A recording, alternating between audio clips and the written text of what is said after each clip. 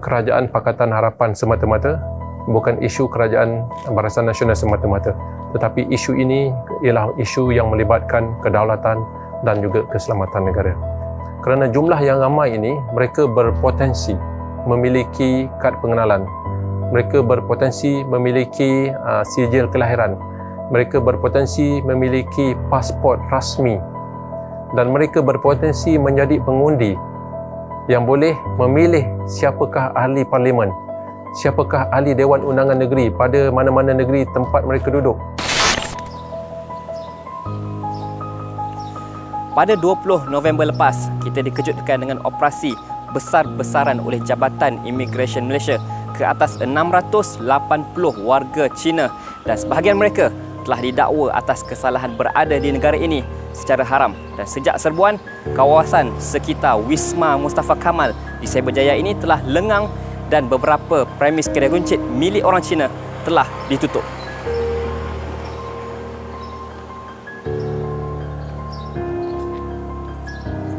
2-3 bulan sebelum ni memang kawasan ni memang dibanjiri oleh warga daripada China lah. So jadi kita pun agak terkejut dengan kehadiran mereka yang terlalu ramai ni, dan seolah-olah macam kawasan ni dah jadi macam satu kawasan penempatan dari negara China pula. Jadi ini menjadi satu persoalan lah kepada penduduk kawasan sekitar ni, mana dia orang datang ni. Dan kita pun tertanya-tanya lah keadaan tu.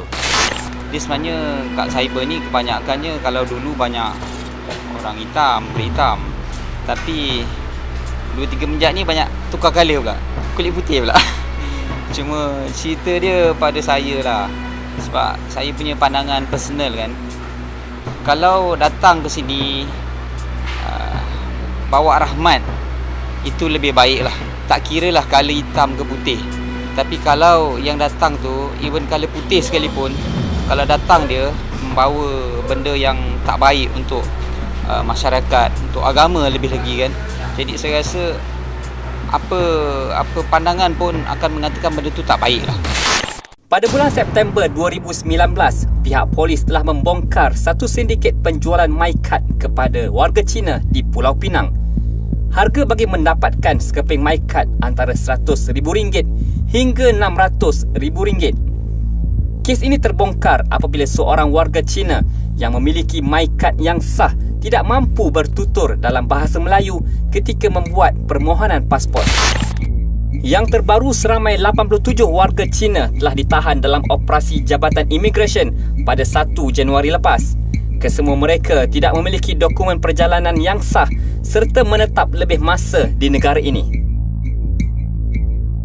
Kita tidak boleh menuding jari kepada mana-mana atau satu-satu agensi.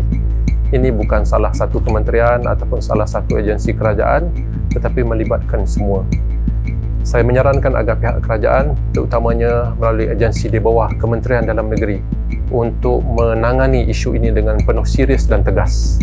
Isu ni rasanya dah lama berterusan dan ia menjadi kegusaran kepada penduduk tempatan lah, di mana kita nampak banyak gejala-gejala sosial dan sebagainya berlaku di negara kita.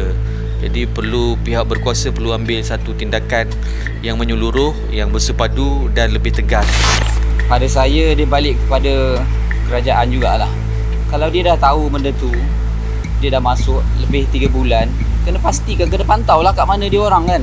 Sebab kita ni sebagai rakyat memanglah kita nak duduk dengan selesa apa semua kan. Government yang dah ambil visa dia orang dah bayar dengan kerajaan kan, sepatutnya dia orang kena pantau lah benda tu ke mana.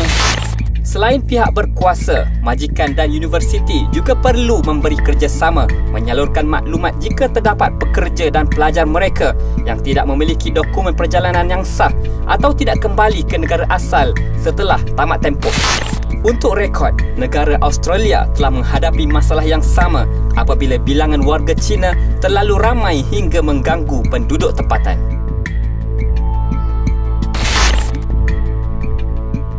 Manusia hanya akan menghargai sesuatu yang bernilai setelah ia tiada.